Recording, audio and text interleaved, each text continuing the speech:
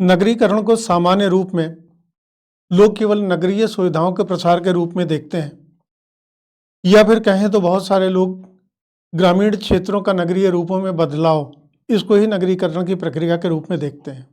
लेकिन यहाँ पे अवधारणा के स्तर पर महत्वपूर्ण बिंदु ये हो जाता है कि नगर क्या है, आखिर किस दिशा में होने वाले बदलाव को हम नगरीकरण कहेंगे।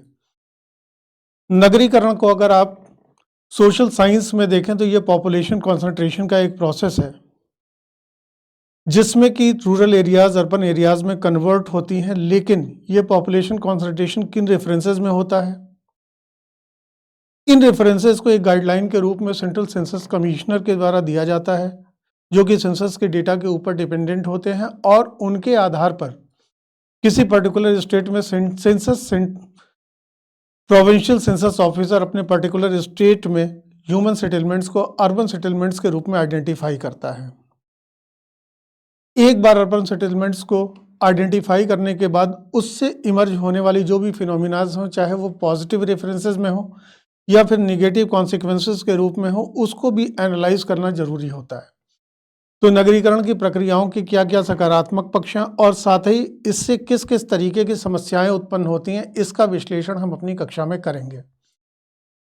ये समस्याएं चाहे तो आपके इन्वायरमेंटल डायमेंशन में हो सकती है, लोगों की लिविंग कंडीशंस के रेफरेंस में हो सकती है, या इसके अलावा इसके इम्पैक्ट जो डिफरेंट सोशल इंस्टीट्यूशंस हैं जैसे कि कास्ट, फैमिली, रिलीजन, इनके ऊपर किस तरीके के इम्पैक्ट पड़ते हैं, इनकी भी एनालिसिस उसके भीतर इंक्लूडेड होती है। साथ ही जो डिफरेंट सोशल क्लासेस हैं जैसे कि कामगार वर्ग, महिलाएं या फिर जो कृषक वर्ग है, उनके ऊपर इसके किस तरीके का नकारात्मक और सकारात्मक प्रभाव पड़ते हैं, इनका विश्लेषण भी आवश्यक होता है, क्योंकि इनसे संबंधित प्रश्न भी आपके यूपीएससी में पूछे जाते हैं। इसके बैच कल 13 जनवरी से 10:30 बजे से शुरू हो रहे हैं, आप उसे ज्वाइन करें।